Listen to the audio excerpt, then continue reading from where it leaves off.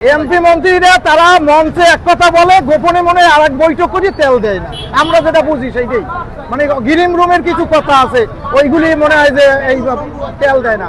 নাহলে পাম্পে তেল থাকলে তো তারা তেল দেবেই। গতকালকে আইসে ঘুরিয়ে গেছি, এই পর্যন্ত আইসে সিরিয়ালে দেখে, পরে বলে তেল নাই, পরে চলে গেছি। আজকের আইসে হয়তো 1 ঘন্টার বেশি হয়েছে সিরিয়ালে আছি। এখন পাবো কিনা মুড়া মাথায় যাই তাও জানি না।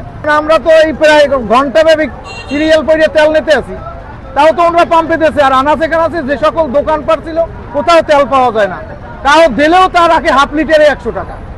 চুরি করিয়ে যারা বেচে আনাচে কানাচে দোকানে আছে, হাফ লিটারে 100 টাকা রাখে। প্রশাসন বা কোনো কর্তৃপক্ষ দেয় না যে আজ পর্যন্ত কোথাও যে কোনো মনিটরি হয়েছে তেলের জন্য। অথচ শুনি সব জায়গায় তেলের সংকট নাই, অথচ আইসে দেখি তেল পাই না। এখন কি করবো আমরা? অফিস আদালত তো কাজকর্ম করতে হইবে। 2 ঘন্টা দাদা সিরিয়ালে পাওয়া মার্কেট গেছে ভাঙ্গিয়া, সিরিয়ালে আইসি আইতে তেল পাই না। আগে তো 500 আন্দাজ 300, এই অবস্থা শালি। মানুষ সিরিয়ালের মধ্যে হান্দাই যায় গাড়ি, আমরা ভাগ পাই না, ঠেলি বাইরে যায়। আরে তো আরো পাগলামি, আগে তো 500 আন্দাজ 300, আমরা তো বাইরে যায় ঠেলে মেরে দেওয়া। এই অবস্থা শালি। এই জন্য আপনার 2 ঘন্টা হয়েছে তেলের লেগে দাঁড়াই রয়েছে, আমি তো তেলের ধারে কাছেও যাইতে পারিনি। 2 ঘন্টা প্লাস তেলের লেগে দাঁড়াই রয়েছে। কালকে সারাদিন আগে ঘুরে গেছে, তেল নাই কালকে। আজকে তো 3টে তেল দেবে, এই 3টের তেল দেওয়া শুরু করছে এই রাইতে। আমরা তো ওইদিকে মনে হয় আপনার ওই টাউন পর্যন্ত সিরিয়াল হয়ে গেছে, টাউন ব্রিজ পর্যন্ত। এত কম না প্রায় 2 কিলো টাকা সিরিয়াল তেলের জন্য। না পাম্প চালাতে পারে 2টা, চালাইতেছে একটা, দেয় 1 কুল দিয়ে আর 1 কুল দিয়ে বন্ধ করে দিয়েছে। বিষয়টা বুঝছেন? ওরা তো পারে মনে করেন এই জামদার গুলো সৃষ্টি করতেছে। ওরা যদি 2 দিক দিয়ে তেল দেয় তাহলে কিন্তু তেলের সংকটটা পড়ে না, তো কাহিনী হয় না ভাই। ওর ট্যাঙ্কে তেল আছে কিন্তু তেল দেয় না। ওরা দিতেছে এই রকমের তেল ভাই।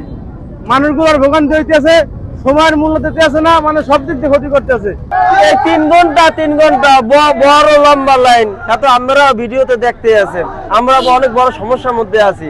এইরকম সমস্যায় বিগত দিনে কোনোদিন এরকম সমস্যার সম্মুখীন হই নাই আমরা। এই জনগণ আমাদের যে ভোগান্তিতে ভুগতেছি আমরা, ঠিক আছে, অনেক কষ্টের। তাই মন্ত্রী যদি কয় তেল, যদি তেল আছে তাই তেলগুলো ছাড়ে না কে, হারা আটকাই রাখছে কে, সেই তেলগুলো ছাড়ে দেয় না কে? আর লোক জনগণের, সাধারণ জনগণের আইয়া যদি কষ্ট দেয় কে? এইরকম মন্ত্রী তো দরকার নাই, তেলগুলো ছাড়িয়ে দিক। ওই মন্ত্রী দরকার নাই, আসুন নামাই দেন। 3 ঘন্টা যাবত মোরা অপেক্ষা করতেছি, আরো লম্বা লাইন। এইরকম কোনদিন এই বিপদে পড়ি নাই। হ্যাঁ, কইতে গেলে সরকারের গায়ে বাঁচবে, আপনার সাপোর্ট করবে, কইলাম না। আসো আগেই ঠিক ছিল বাংলাদেশ, আর বাংলাদেশ গেছে এইরকম ইয়ে ভাই, আর কইলাম না। আল্লাহ হাফেজ। আমাদের সরকার যেভাবে দেয় আমরা পাবলিকেরও সেইভাবে দিই। সরকার আমাদের আগে যে আমাদের যে চাহিদা, সে চাহিদা অনুযায়ী দেয় না। হ্যাঁ, আমরা আমাদের চাহিদা 10,000 12,000, সে দেয় 5,000। তারপর এখন বাইরে তৈল পাওয়া যাইতেছে না। তারপর এই বরগুনা জেলা শহরে একটা পেট্রোল পাম্প হিসেবে যে আমাদের এখানে যে তৈলটা আমাদের প্রয়োজন, সেই তৈলটা এখন আমরা পাইতেছি না। এই কারণে আমাদের এই অল্প মানে একটা লিমিট করে দিতে হয়। আজকে আমাদের 8,000 পেট্রোল দিচ্ছে, দেখা গেছে কালকে পরের দিন আমাদের আর দেবে না। আগে আমরা যে সময় যা চাইতাম তখন সেই পরিমাণ তৈল দিত, এবং বিভিন্ন জায়গায় তৈল পাইতো, দোকানে তৈল পাইতো, এই জায়গায় সব জায়গায় তৈল পাইতো। এখন বাইরে কোনো তৈল পায় না, এই জন্য একটা পেট্রোল পাম্প এই জায়গায় সবাই ভিড় করে।